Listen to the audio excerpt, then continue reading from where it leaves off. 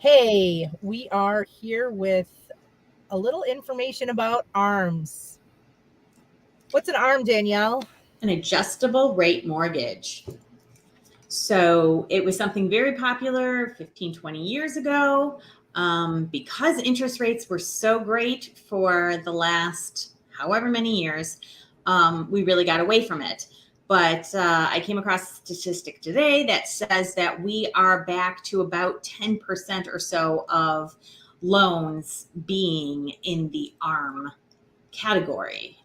They can come in anywhere between 3 to 10 years, um, and that's a lock-in. So the number is 3 to 10 years is the lock-in rate, and then there's the ability for the adjustment of an interest rate after that, about once every year, most of the time. So basically, if it's a 3-year ARM, you're locked into 3 years at 4.5%, just making stuff up.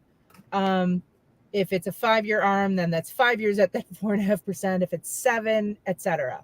And that number is in the name of the product that you get. So it'll say 5-1 ARM, 7-1 ARM. And that first number is how long your interest rate is good for, how long that specific interest rate that caught your attention, that made you talk to your loan officer about this, is going to be guaranteed. The end of that time, what happens? It adjusts. Now it can go up and it can go down, but we're probably in an area right now where rates look like they're going to be going up. And so that's where the variable comes in. And a lot of people, one of the good things is, for the most part, what your mortgage payment's going to be after 3 years, on the 4th year, on the 6th year, whatever it may be. Now you have no idea. Could you imagine, 5 years ago, coming out of a 2.5, like, let's say two and an eighth, or 2/8 or whatever, 2.25. But anyway, coming 5 years later to these rates, 5%, plus it's there's a bit of wiggle room in there too. Now you're looking at a 5.5, 6, and that is a huge. That's depending on the house, $600, $700, $800 a month potentially change in a matter of a very short amount of time. Yeah, and if you've only been in it for 5 years, then you haven't paid a whole lot down. So nope. You might be sitting in a decent equity position just because the market is higher, but markets go up and down. So absolutely. So you want to, obviously, luckily in this situation, if you had bought 5 years ago or 3 years ago, and you're hopefully sitting on a pretty decent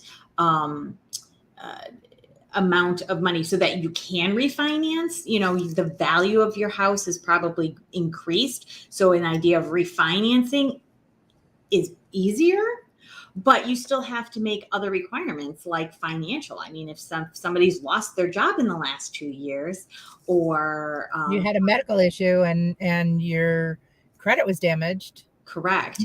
You are now, wishing that you had locked in at that 3% fixed rate. And you might be wishing that you locked in at 6% sometime in the future. Yeah, we don't know. Absolutely. But one of the pitfalls that we had seen 15, 20 years ago, 15-ish years ago, is the idea that people had gotten into these ARMs with the idea that they were going to hold for a short amount of time. And we saw that happened. And when there's no value, when the house values went half of the price, guess who's not refinancing? Guess what the bank is not going to do on your $200,000 mortgage that's now worth $125,000 according to their appraiser? They're not giving you, they're not letting you refinance for $200,000. So those are some pitfalls that we want, to be able to be aware of when we have different clients talking about different things. Now, hopefully you have a very good lender who will talk to you about the benefits of the programs that they're offering. Then they'll obviously talk to your clients as well about the pitfalls and the benefits of these type of options that are going to probably continue to increase, and we need to be aware of over the next. For a lender who's like us, who works with people that we have a relationship with, if you're talking to a lender who didn't know you an hour ago and isn't going to remember you 3 months from now after your loan closes, that is not the person to guide you in this decision. So speak to someone. We've got great references we can give you. We have great lenders that we work with who are going to care about where this next move leaves you, because they're going to want to be your lender for life. So if they put you into something that's going to damage you, you'll probably not come back to them. And I hope you don't, to whoever did that to you before. But lenders are very much like realtors. There are great ones, a few, and there are a whole lot of mediocre ones, and then there are some really awful ones. So you want to make sure that you're dealing with someone who's going to care about your future business, because that means they're going to do a great job on your current business. Correct. And of course, again, obviously this is a mortgage thing. This is often between a lender and their agent, and you certainly don't want to, you want to stay in your lane, right? We don't like it when lenders are trying to tell, buyers or sellers what they should be doing about right their house, or what they should be. But again, we trust our lenders that we work with, so we don't need to even weigh in. If they think it's best for you, then we know they're telling you the truth.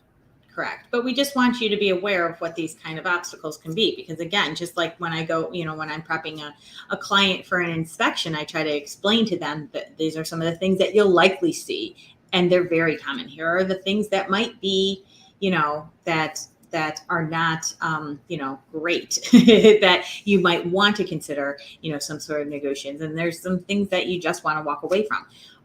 So we want to still be aware of kind of everything that our clients are looking into and needing, if somebody's, and so it's overall great to have your pulse on the entire process and what's going on there.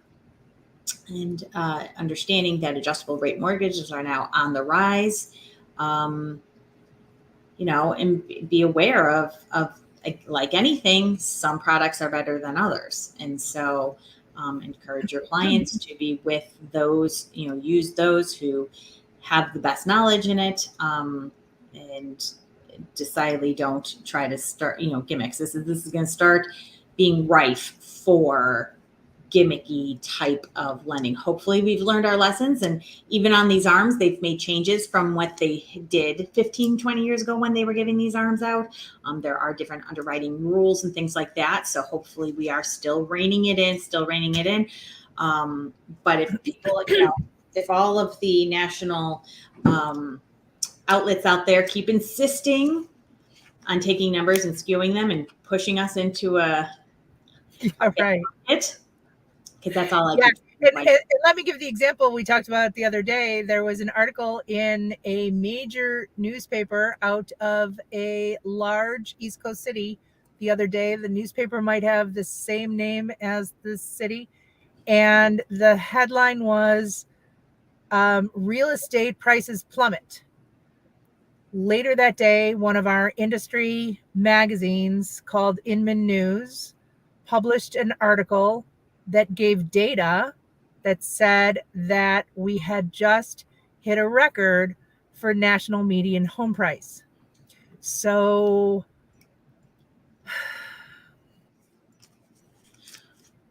yes, so we need to know the market. Don't believe the hype. Yes. So as always, ladies and gentlemen, we need to just stay on top of it as much as we can, share as much data, and allow our clients to make the best choices that are out there for themselves.